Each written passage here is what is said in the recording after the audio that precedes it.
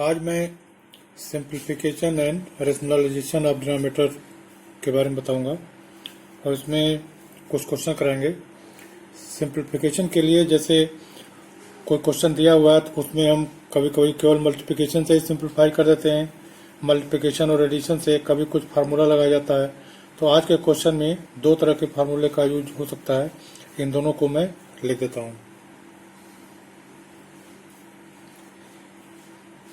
ए plus b का whole square is equal to a square plus b square plus 2ab और एक वर्गांतर का formula है। ये पहला फार्मूला है और ये दूसरा फार्मूला है।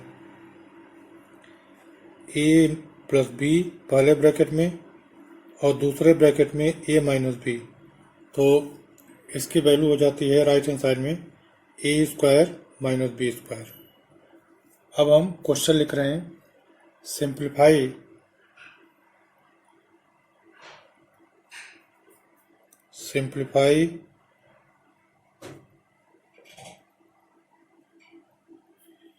the following expressions।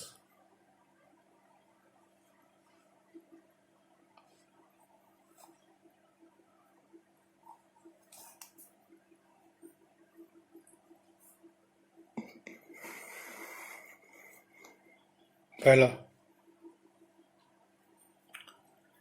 3 plus root three और दूसरे ब्रैकेट में 2 प्लस रूट टू। दूसरा question under root 5 plus under root 2 का होल स्क्वायर। और तीसरा क्वेश्चन है under root 5 minus under root 2, under root 5 minus under root 2 और दूसरे ब्रैकेट में under root 5 plus under root 2। Solution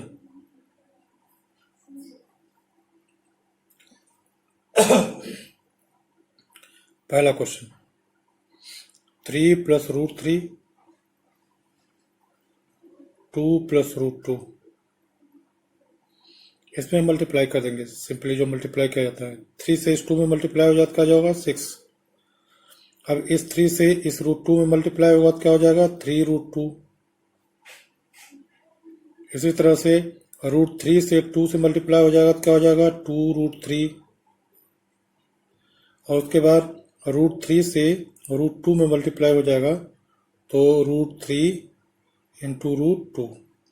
अब इसको हम लिख सकते हैं, ये 6 हो जाएगा और ये 3 रूट 2 ऐसे ही रहेगा, 3 रूट 2 प्लस 2 रूट 3 भी ऐसे ही रहेगा। और ये इन दोनों को हम एक रूट में ले सकते हैं, तो ये हो जाएगा under root 3 into 2 6।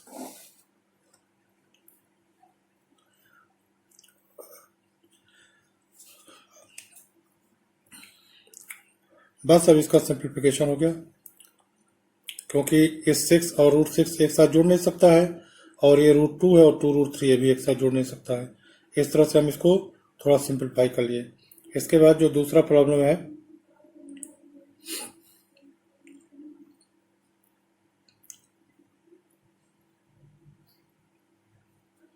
Under root 5 plus under root 2 का होल स्क्वायर। अब इसमें हम ये वाला फार्मूला लगाएंगे, ए के जगह पर अंडर रूट 5 है और बी के जगह पर अंडर रूट 2 है, तो इसको हम लिख देंगे अंडर रूट 5 का स्क्वायर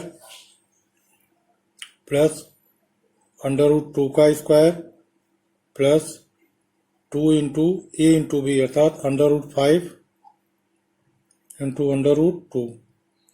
अब अंडर रूट 5 का स्क्वायर, रूट का जब हम स्क्वायर करते हैं तो रूट हट जाता है, तो हो गया 5 और ये रूट 2 का स्क्वायर 2 हो जाएगा और प्लस 2 और ये अंडर रूट 10 हो जाएगा, 5 और 2 का मल्टीप्लाई कर देंगे अंडर रूट 10। अब इसको हम लिख दिए 5 प्लस 2 हो गया 7 प्लस 2 अंडर रूट 10। इसी तरह से जो थर्ड पार्ट है, थर्ड पार्ट में under root 5 minus under root 2 और दूसरे ब्रैकेट में √5 प्लस √2। अब ये जो फार्मूला मैंने लिखा है इस फॉर्म का है, ए की जगह पर √5 है और बी की जगह पर √2 है। ये माइनस इसमें पहले आ गया, बाद में आ गया, इससे कोई फर्क नहीं पड़ता। तो अब इसमें क्या हो जाएगा, A square plus minus B square. A square था √5 का स्क्वायर माइनस √2 का स्क्वायर। तो √5 का स्क्वायर क्या हो जाएगा, 5, और √2 का स्क्वायर क्या हो जाएगा, 2। 5 माइनस 2 3 हो गया। ये इसका आंसर हो गया। अब इसके बाद रेशनलाइजेशन पर कुछ क्वेश्चन बताने जा रहे हैं। जैसे मान लिया rationalise the denominator question, rationalize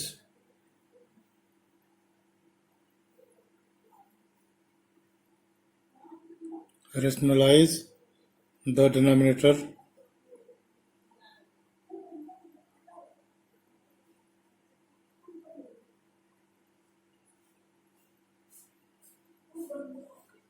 of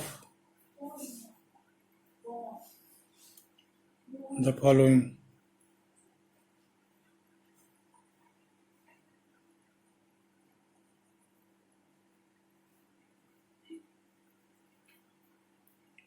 पहला क्वेश्चन 1/√7। दूसरा क्वेश्चन √5